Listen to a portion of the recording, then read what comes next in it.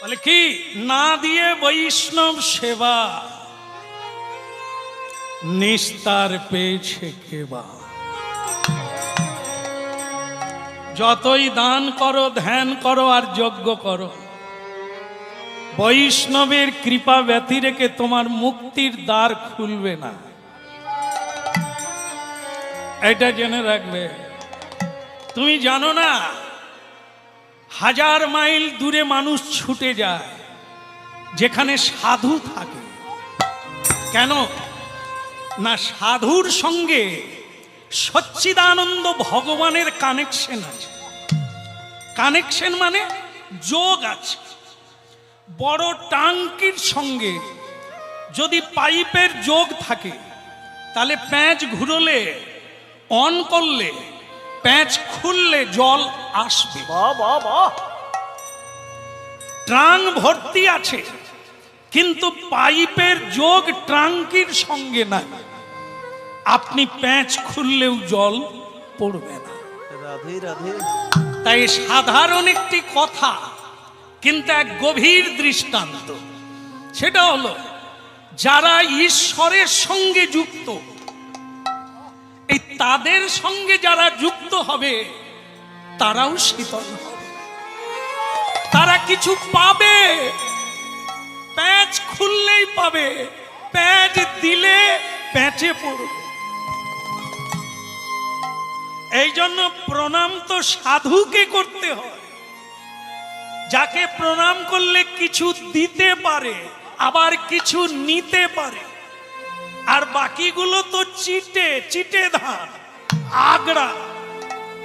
এ চেপে ধরলেও জলে ডোবে না, কারণ ভেতরে কিছুই নাই। এদের পায়ে প্রণাম করে হবে কি?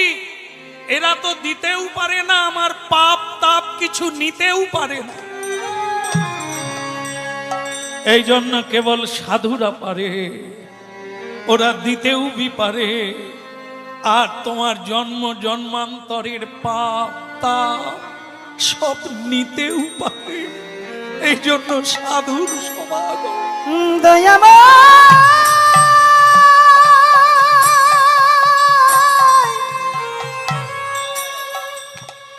একই তোমারি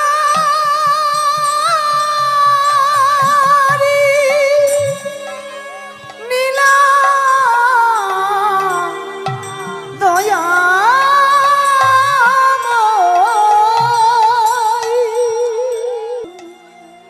ভক্তমন্ডলী মায়েরা,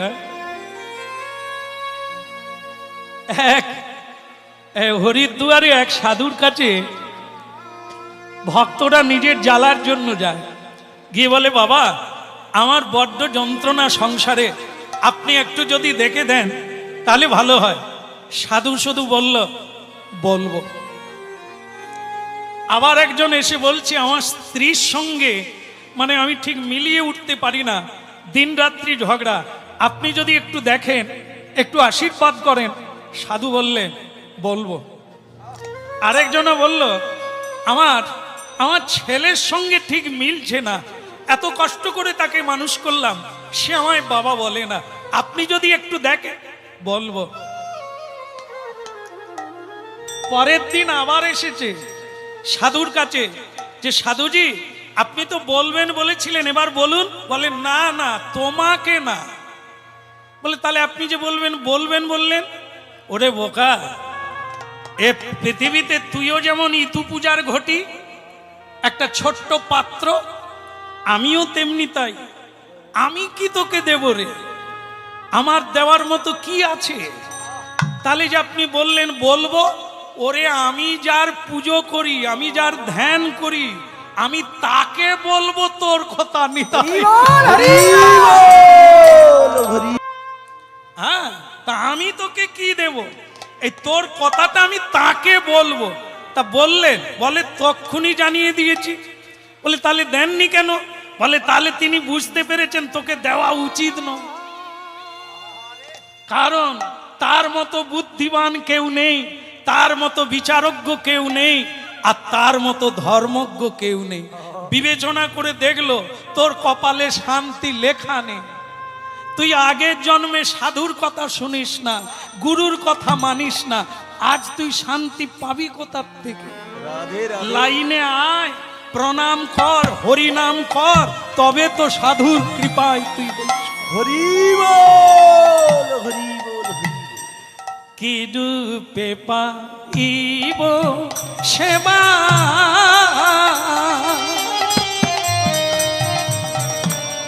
কি রূপে পাইব সেবা,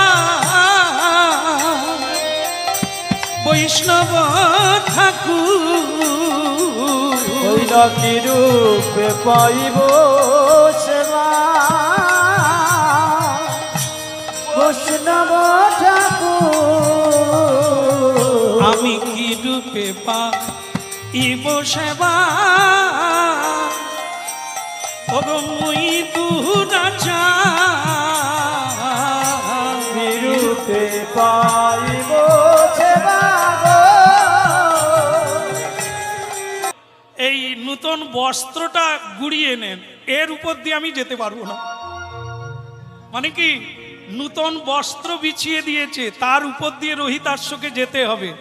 সে বলছে দেখুন আমি জীবনে জুতো পরি না, নানা গোবরে পা দিয়েছি, পটিতেও পা দিয়েছি। পটি বুঝেন তো মায়েরা, কত নোংরায় পা দিয়েছি জানেন, এই নূতন বস্ত্রের উপর দিয়ে আমি যাব? ভীম বলে কৃষ্ণ কথাটা ঠিকই বলছে, কাপড় তুলে নাও না। এ কত নোংরার উপর দিয়ে নাচতে নাচতে এসেছে, গাইতে গাইতে এসেছে। কৃষ্ণ তখন বলে তুমি ঝুলি বইতে পারো না, এখনো নিন্দা করে যাচ্ছ। ভীম বলে আমার ভুল হয়ে গেছে, আমি মনে খালি ভুলে যাই যে ইনি আমার চাইতে অনেক বড়, আমি ভুলে যাই। বলে তুমি সবসময় আমার পিছনে থাকো, দেখি দেখি। কৃষ্ণের পিছনে ভীম দাঁড়ালো, ঝুলিটা কাঁধে নিয়ে ওই জোর করে তার উপর দিয়েই কৃষ্ণ বললেন, কিছু মনে করবেন না, এটা নিয়ম। বৈষ্ণব বাড়িতে এলে নূতন বস্ত্র বিছিয়ে দেয়, চরণ ধুলিটা পাবে বলে। কেমন পুষ্প বরিশন করে, ভগবানকে যেমন পুজো করে, মানুষ যেমন ভগবানকে সম্মান করে, তার প্রতিনিধি মানে কৃষ্ণের সমান, তার প্রতিনিধি হলো কৃষ্ণের ভক্ত। তাই তাদেরকে সম্মান করতে হয়, কেননা কৃষ্ণের কৃপা হলে গুরু পাওয়া যায়, গুরুর কৃপা হলে কৃষ্ণ পাওয়া। হরি বল হরি বল। হ্যাঁ, এই জন্য পৃথিবীতে এত মহিমা কেন ভক্তের? ভক্তের বদন দিয়ে ভগবান সেবা করে, ভক্তের শরীর দিয়ে বিছানায় এলিয়ে দেয়। তোমার বাড়িতে যদি বৈষ্ণব শয়ন করে, জেনে নাও ভগবান শয়ন করে। হরি বল হরি বল। হ্যাঁ, বৈষ্ণবের বদন দিয়ে উপদেশ দান করে, বৈষ্ণবের চরণ ধুলি দিয়ে গৃহস্বামীকে, গৃহব্রতকে, গৃহা মেধিকে কৃপা করে। রাধে রাধে। হ্যাঁ, তাই তো লোকে উলুধ্বনি করে, শঙ্খধ্বনি, যারা জানে করে। যারা এখনো হরিনাম শুনতে আসেনি এই জায়গায়, এরা বুঝবে কোথার থেকে? এই যে এতক্ষণ ধরে আমরা বৈষ্ণব মহিমা, ভগবান আর ভক্তের মহিমা শুনছি, এটা যদি কেউ না শোনে, তার হৃদয়ে ভক্তির অঙ্কুর জন্ম নেবে কি করে? হ্যাঁ, আজকে এই হরিনামের তলায় এসে জানতে পেরেছি, বহু মানুষের মত পথ জীবন পরিবর্তন হয়ে গেল। ধন জন পরিজনকে তুচ্ছ করে প্রাণ গোবিন্দকে বুকে জড়িয়ে ধরে আজ বহু ভক্ত কাটাচ্ছে। হরি বল হরি বল। বলো মদন গোপাল কি জয় হো বলো, গিরধারী লাল কি জয়। সবজি আর আছে কি?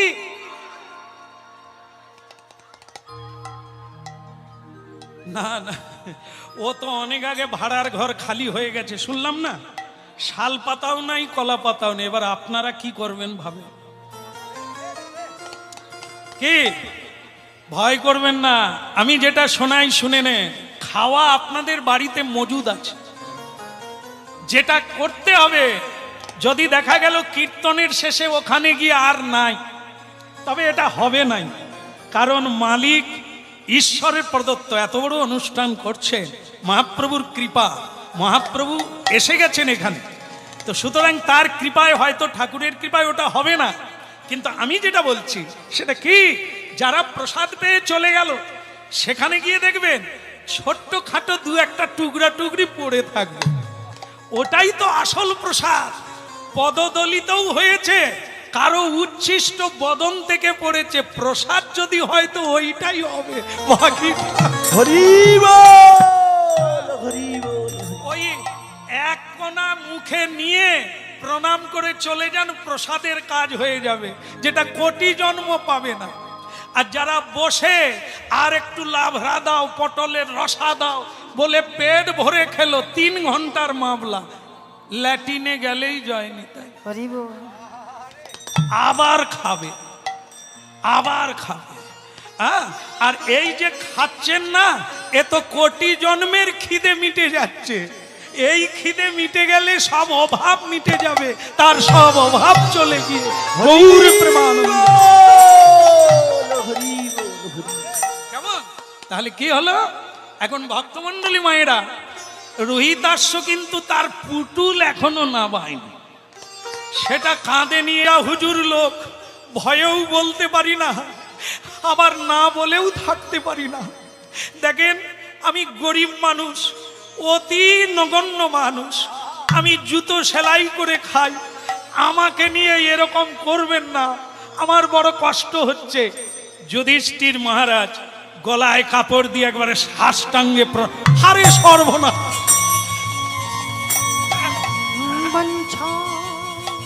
এটা কি করছেন? আপনি রাজা, আপনি ধার্মিক মানুষ, কৃষ্ণ আপনাদের আত্মীয়, আপনি আমাকে প্রণাম করছেন। ভীম তখন বলছে, দাদা ওর কাছাকাছি যাবেন না, পুতুল পড়ে গেলে তুমি মরে যাবে। যুধিষ্ঠির বলে, ওই তো ছোট্ট একটা পুতুল, পড়ে গেলে কি ক্ষতি? বলে, দাদা সে আমি মেপে দেখিনি, ও সাধারণ পুতুল নয়, কারো গায়ে পড়ে গেলে সে একবারে আধুলি হয়ে যাবে, ওর কাছাকাছি যাবেন না। তো তখন যুধিষ্ঠির মহারাজ প্রণাম সেরে বলছে, আপনি সিংহাসনে বসুন তো। হ্যাঁ, কিসে বসবো?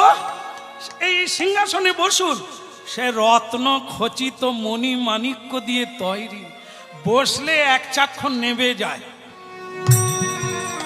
সেই সিংহাসনে বসতে বলছে, সে বলছেন, দেখতেই তো পাচ্ছেন আমার ছেঁড়া কাপড়, সারা শরীরে ময়লা লেগে আছে, আপনাদের রাজপ্রাসাদের উপযুক্ত আমি নয়, আমাকে এইবার ছেড়ে দেন, আমি বরং আমার কুটিরে চলে যাই। নিশ্চয়ই যাবে, আমাদের কৃপা করুন, আপনার সেবার ব্যবস্থা করি, সেবা নিয়ে আমাদের আশীর্বাদ করে তারপর যাবেন। ও, তাহলে তাড়াতাড়ি ব্যবস্থা করো, আমি তাড়াতাড়ি পালাতে চাই, আমি হাঁপিয়ে উঠছি আপনার রাজপ্রাসাদে, কোথাও একটা বসার জায়গা নাই। বলে, এত জায়গা তুমি বসতে? বলে, মাটি কোথাও নাই, তো বসতে হয় মায়ের কোলে, আসন করে মায়ের কোলে বসতে হয়। রাজা, আপনার তো চারিদিকে সোনা দানা মণিমাণিক্যে ঘেরা, আমি বসবো কোথায়? বসবো কোথায়? বসবো কোথায়? আমি বসবো কোথায়? বলো বলো আমায় বসবো কোথায়? বলো বলো বলো আমি বসবো কোথায়? মায়ের কোলে মামা বলে বসবো কোথায়? বসবো কোথায়? মায়ের কোলে, মায়ের কোলে, বলো বলো বলো আমি বসবো কোথায়? আমার মায়ের কোলে মামা বলে বলো বলো আমি বসবো কোথায়? মায়ের কোলে মামা বলে বলো আমি বসবো কোথায়?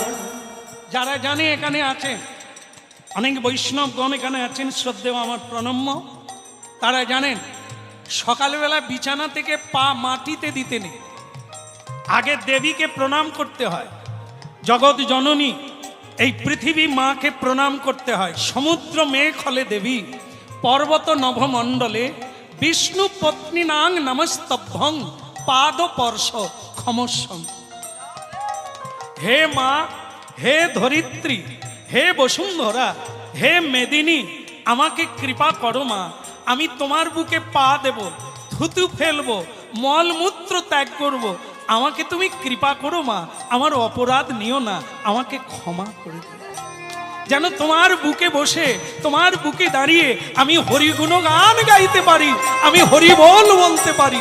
আর আমি বসবো কোথায়, বসবো কোথায়, বলো বলো আমায় বসবো কোথায়, বলো বলো আমি বসবো কোথায়, ফুলার ধরনী জননী আমার, বলো বলো আমি বসবো কোথায়। না ধুলার বলো বলো আমি বসবো কোথায়, বসবো কোথায়, বসবো কোথায়, ধরণীর কোলে বসবো কোথায়, ওই না ধরণীর কোলে বসবো কোথায়, আমার আনন্দময়ী জননী আমার, বলো বলো মা বসবো কোথায়। ও নাই আনন্দময়ী জননী আমার, বলো বলো আমি বসবো কোথায়।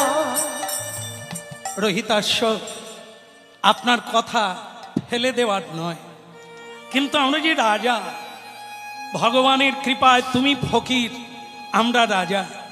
কিন্তু আমি তোমার পায়ে প্রণাম করে বলছি রোহিদাস, তুমি রাজার রাজা। আমি যদি রাজা হই, তুমি মহারাজা, তুমি রাজার রাজা। আজ আমার মঙ্গল অপেক্ষা করছে তোমার জন্য। স্বয়ং জগদীশ্বর কৃষ্ণ তোমার নাম বলেছে, তুমি কৃপা করলে তবে আমার জীবন সার্থক হবে। তোমার সেবা না দিতে পারলে গোবিন্দের সেবা হয়। তাই তুমি আমায় কৃপা করো, তুমি আমায় কৃপা করো রোহিদাস। চলে যাবে না, আমার বাড়ি ছেড়ে তুমি চলে যোজনা